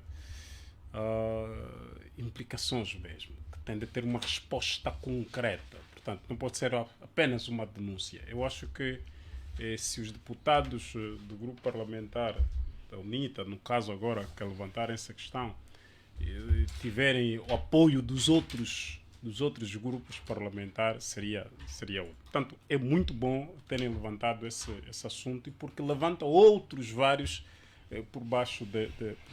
Vamos lá ver. A clínica multiperfil, portanto, em Angola é considerado como a clínica dos ricos. Portanto, é a clínica dos ricos. Alguns governantes, porque outros também não têm dinheiro para se tratar aí, por isso é que apanham um avião na primeira oportunidade e vão para o estrangeiro. Creio que não se justifica, de facto, se recebe uma dotação do Orçamento Geral do Estado. Claro, é paradoxal até que pratica preços muito altos. E eu até tenho uma outra apreciação a respeito disto. Eu sou daqueles que percebo que essas clínicas deveriam ser todas obrigadas a ter que atender todos os cidadãos. Não interessa a natureza, mas têm de atender todos. Depois o Estado pode assumir, mas a verdade é que essas multiperfis ou outras de outras naturezas que sejam necessárias.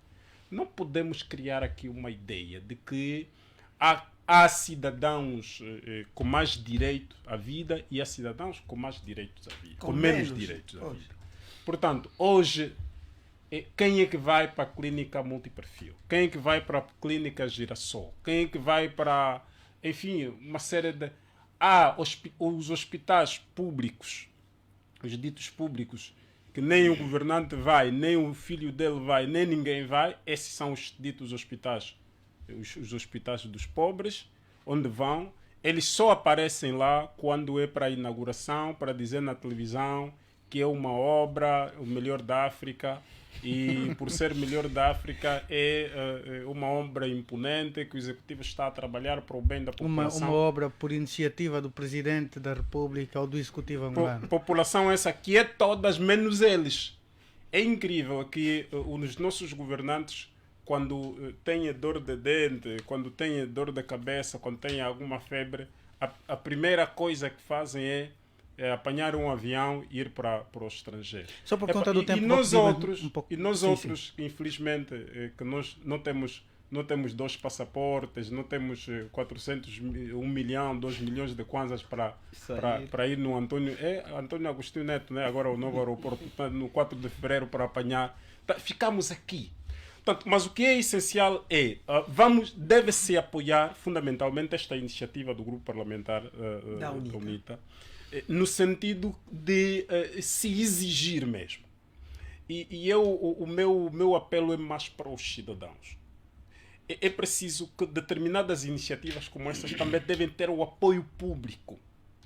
Essa é daquelas que devem ter também solidariedade de todos.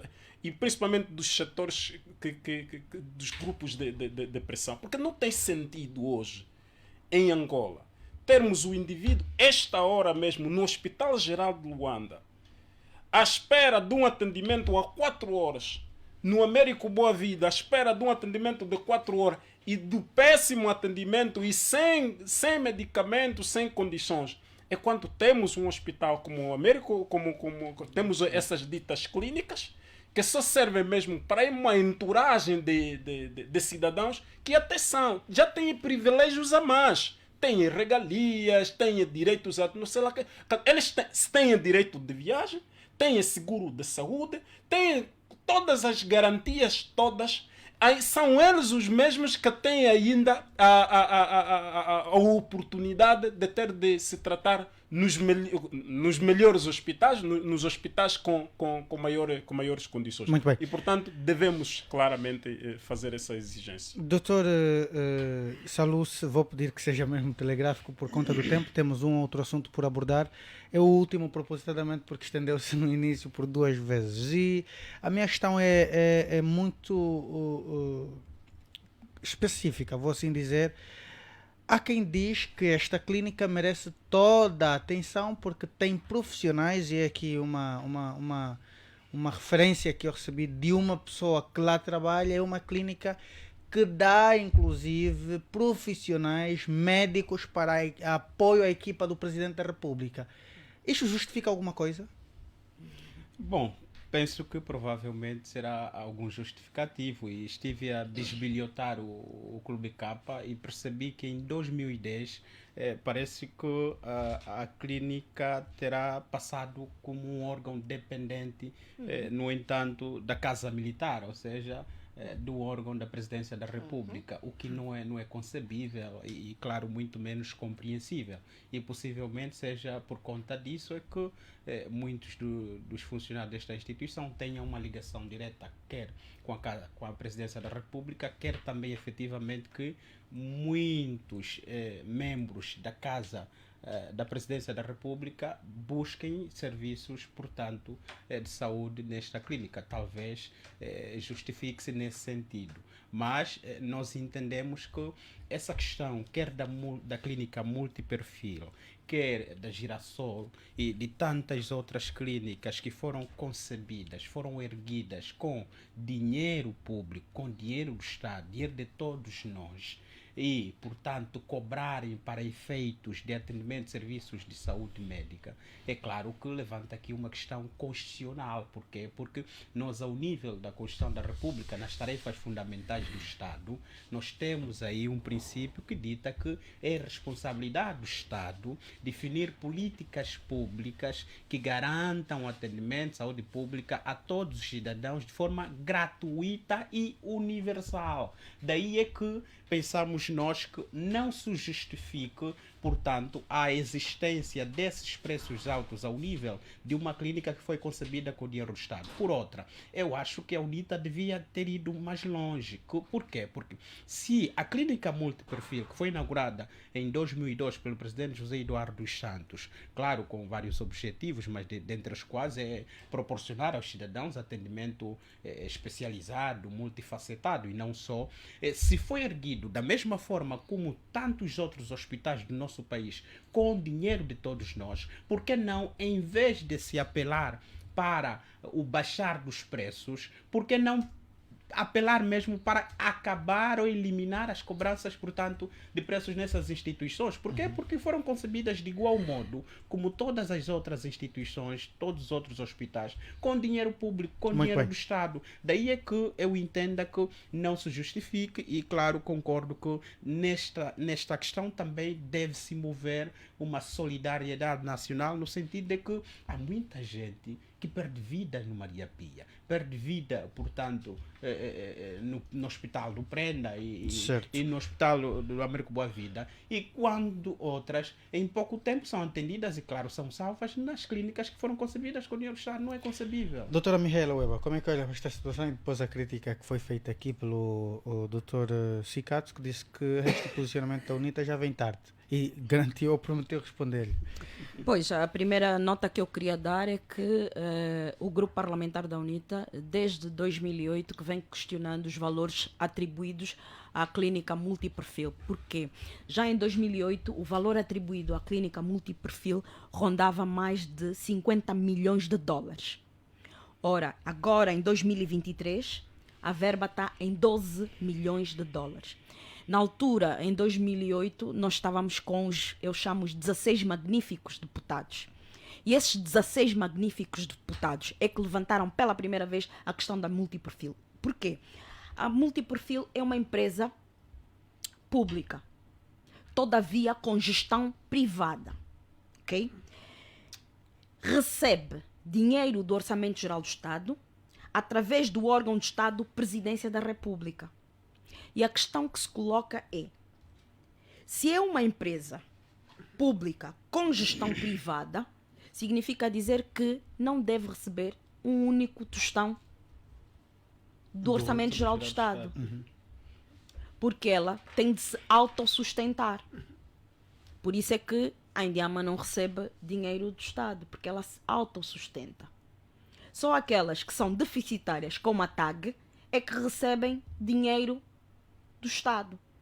Ora, o que se está aqui a tentar dizer é que se para a TAG nós entendemos que, sendo uma empresa pública e fazendo a sua gestão, nós não podemos interferir nos preços dos bilhetes de passagem, ok? Pelo tipo de serviço que é. Já relativamente à clínica multiperfil, não. Porque o seu core business é salvar vidas. E é a própria Constituição que vem estabelecer que o Estado respeita e protege a vida da pessoa humana, que é inviolável. Por isso é que, na altura, o doutor Sebastião Veloso, de feliz memória, enquanto ministro da Saúde no Gurne, tinha feito baixar uma ordem a todas as clínicas na altura existentes que eram públicas, mas com gestão privada, que os serviços primários de emergência não seriam cobrados. E foi assim durante muito tempo. Por ironia do destino, o Dr. Sebastião Veloso acabou por falecer na clínica multiperfil mesmo. Ou seja, o que nós temos aqui é um serviço que é um serviço básico, um serviço que é um serviço de salvar vidas, e salvar vidas dos angolanos, e atendendo que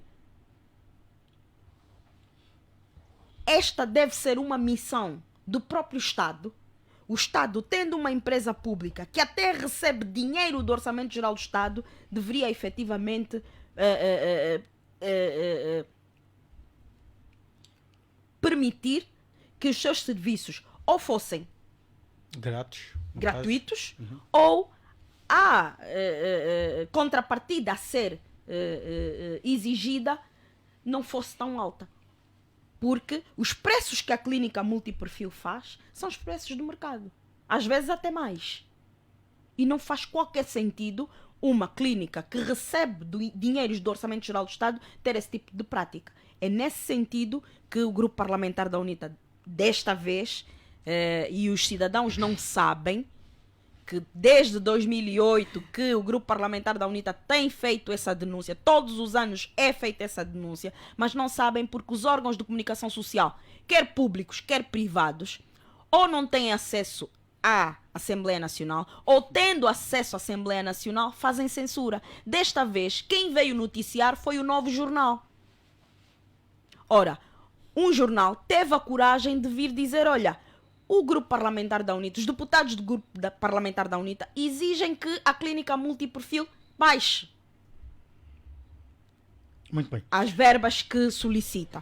Porquê? Porque recebe dinheiro do Orçamento Geral do Estado. Já Larga maioria dos angolanos não tinha conhecimento disso. Já Rádio Eclésia também, a Rádio Eclésia também. Que a clínica perfil multiperfil, também, a clínica multiperfil recebia isso e recebia do Orçamento Geral do Estado. Portanto, nós não podemos aceitar esse tipo de coisas. Mas o que é que acontece? Havendo censura, os cidadãos não têm conhecimento. Esta questão do conhecimento ou não, doutor, já por conta do tempo, temos apenas 5 minutos para na verdade chegar ao tempo limite do programa. Eu gostava aqui era de endossar com uma questão, o último tema, que de forma muito pragmática pudéssemos aqui tecer assim algumas considerações sobre o assunto. A Ministra das Finanças, Vera Daves, chegou a público esta semana a dizer que o dinheiro apreendido pelo Estado no âmbito do combate à corrupção está nos cofres da PGR até decisão judicial.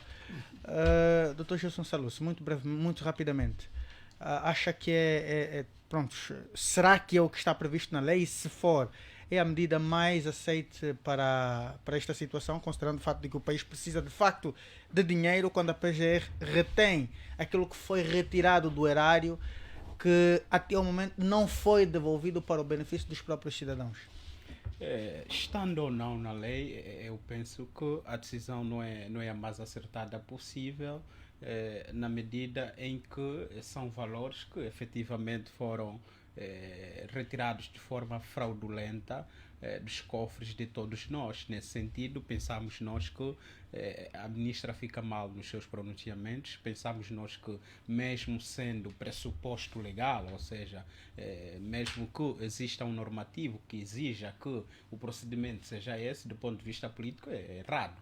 Particularmente ainda num contexto em que estamos todos a viver de forma famigerada. Nós estamos em condições bastante apertadas, estamos com situações de inflações constantes e incapacidade de poder aquisitivo, quer de serviços, quer de produtos, quer de meios que promovam e permitam, claro, a nossa sobrevivência. A ministra diz que só depois de decisão judicial é que, portanto, estes valores vão ser encaixados para a conta única do Tesouro, mas nós sabemos que há casos que já foram fechados e há pessoas que já estão na cadeia a cumprir penas, o que significa que este valor já está disponível, então já pode ser encaminhado para a conta única do Tesouro e, claro, pode até já ser encaminhadas para uma das rubricas, no entanto, do Orçamento Geral do Estado. Doutor Donanzinho, acha que deveria também urgentemente o Governo seguir esta visão do Dr. Gilson Salus, de que, como já existem casos quase que concluídos, deveriam já pegar deste valor e alocá-lo a este Orçamento Geral do Estado previsto para 2024? Eu corroboro com o Dr. Salus, porque os processos tinham que ser céleres, permitir que essas decisões judiciais permitam, melhor dito, que desemboque o dinheiro, desemboque no Tesouro Nacional, porque como consequência teremos benefícios que poderemos usufruir direta ou indiretamente, através, portanto, do Orçamento Geral do Estado, alocando os valores para, tendo em conta as prioridades. E eu vou mais longe na questão deste combate à corrupção. Se ele não fosse seletivo, olha, Romão, neste país teríamos a possibilidade até de pagamento de subsídio de desemprego aos angolanos. Porque atendendo o volume de dinheiro roubado por esta gente que sofre de cleptomania, repara só o genro do presidente Antônio Agostinho Neto, o São Vicente, quantos mil milhões retidos na Suíça. Esta é só uma pessoa. E veja, faça, portanto, o somatório de todos eles que roubaram dinheiro do Estado. Automaticamente nós teríamos até dinheiro para pagar subsídio de desemprego neste país. E eu acho este dinheiro, conforme disse o Dr. Saluso, tinha que ser encaminhado urgentemente, portanto, nos cofres do Tesouro Nacional, para permitir que as prioridades sejam efetivamente medicamentos, agricultura, conforme já disse no princípio, os 3 pilares fundamentais: agricultura, educação e saúde. Agricultura é para erradicarmos a fome. Educação é para o capital humano ser devidamente afirmado e criar desenvolvimento neste país. Saúde para, efetivamente, não termos só hospitais bonitos, construídos, centros de saúde, mas sim medicamentos e, naturalmente, conjugado com profissionais à altura, tendo em conta também o pilar da educação, que citei atrás, do capital humano. Portanto, à escala nacional, teremos portanto, a possibilidade de evitar as mortes que são desenfreadas neste momento. Repara que nos cemitérios do país, particularmente aqui em Luanda, estão todos abarrotados de funerais. Você pode chegar no portão do cemitério, começar a contar, vai meter as mãos na cabeça. Quer dizer, isso é triste para este país. Muito bem, já por causa do tempo, Dr. Cicato, as suas considerações sobre este último assunto, o fato da ministra ter dito que está dependente, não é, a ministra das Finanças está dependente da decisão do tribunal, no caso, que a Justiça considere possível agora passar o dinheiro que foi recuperado no âmbito do combate à corrupção da PGR para a conta única do Tesouro. É contraditória essa informação. Várias vezes nós ouvimos das autoridades angolanas a dizer que o dinheiro já está na conta única do Tesouro, agora está a dependente, portanto essa informação é contraditória. Aqui sim, a comunicação é sempre melhor. Portanto, também não é muito séria essa informação, por quanto não vai beneficiar absolutamente em nada. Está-se a dar muito rodeio só para se devolver o dinheiro. Duas uma.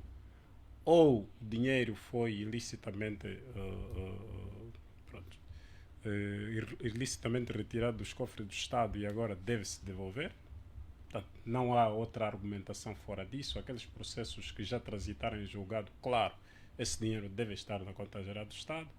Ou então tem outro destino a dar e estão a dar tempo. Mas é preciso também lembrar o seguinte: o grupo que está a governar agora, portanto, já consumiu 5 anos do mandato anterior.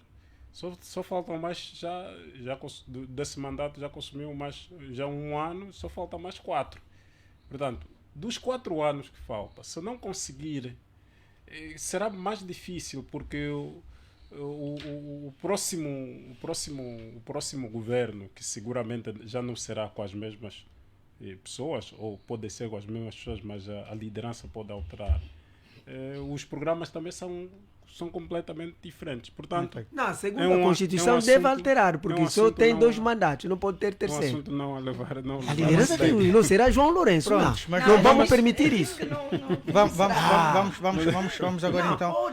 Vamos ouvir a doutora Micaela Weba. Como é que olha? Na política tudo é possível, doutor Dondo. Como é que olha? Ninguém vai alterar a Constituição. De África, pior ainda.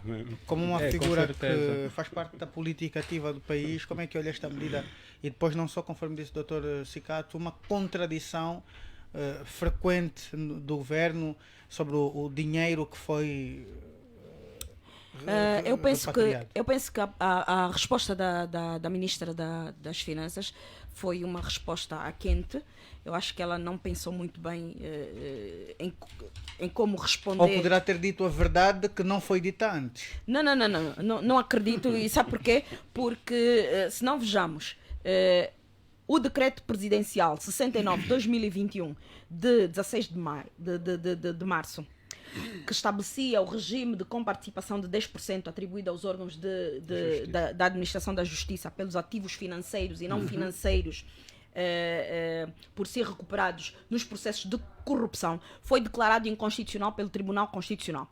Okay? A partir do momento que houve essa declaração de inconstitucionalidade, o que é que acontece? Pelo menos, ok? Esse dinheiro todo deveria fazer o quê? Voltar exatamente à sua proveniência. Ou seja, se estamos no âmbito do combate à corrupção, significa dizer que esse dinheiro todo saiu da conta única do Tesouro, saiu do erário. E se saiu do erário, então tem que regressar à conta única do Tesouro. Ora, a PGR não é uma instituição financeira, não é vocação da PGR ficar com dinheiro, reter dinheiro, ok? E gerir dinheiro. Não é vocação da PGR. Portanto, eu penso que a Ministra das Finanças respondeu mal a essa questão, porque foi apanhada, desprevenida, para poder responder à questão como devia ser. Por outro lado, o Gilson já disse aqui, há processos que já foram terminados. E, portanto, esse dinheiro deveria constar no Orçamento Geral do Estado. Não consta. É mais um dos motivos pelos quais a proposta do Orçamento Geral do Estado não deve ser aprovada. E não vai ser aprovada pelo Grupo Parlamentar da UNITA, porque contém muitas zonas cinzentas. E, portanto, um Orçamento Geral do Estado deve ser transparente, deve primar pela boa governação, boa gestão e pela responsabilização, permitindo a fiscalização da Assembleia Nacional. Se não permite nada disso, significa dizer que quem tem a possibilidade de aprovar ou não pode decidir não aprovar. E, portanto, um Orçamento Geral do Estado que não é transparente, é uma mentira institucional, não deve ser aprovado. E assim terminamos esta edição de hoje, infelizmente já com 5 minutos de atraso. Nós agradecemos aos nossos convidados que cá estiveram, o Dr. Gilson Salus, o Dr. Ndondanzinga, a Dra. Mihaela Weba e também o Dr. Agostinho Cicato, por terem estado nesta edição de hoje, que sofri agora algumas correções de português, e agradeço agradeço aqui as correções. É assim que melhoramos sempre. Estamos em termos de progressão na carreira, em aprendizado permanente e aperfeiçoamento, como disse o professor. Portanto, nos agradecemos também a si, estimado ouvinte, por ter estado do outro lado. E esta edição contou hoje com a Florentina, que está na técnica, contou com o Horácio dos Reis, e Florentina justamente é uma mulher, não é? Como disse o Dr. Gilson Salus, tem havido poucas mulheres, mas das poucas que temos, a Rádio Despertar procura também promover o género feminino, que é naturalmente a detentora de um grande e bom trabalho aqui na nossa rádio. E nós agradecemos a si, estimado ouvinte, pelo carinho da sua audiência. Estaremos juntos no próximo domingo. Até lá, boa tarde e boa continuação.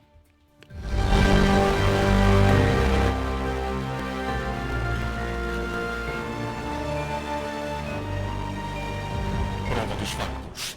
A verdade só chega quando se faz a prova dos factos. E foi-se agora. Todos os domingos, na Despertar.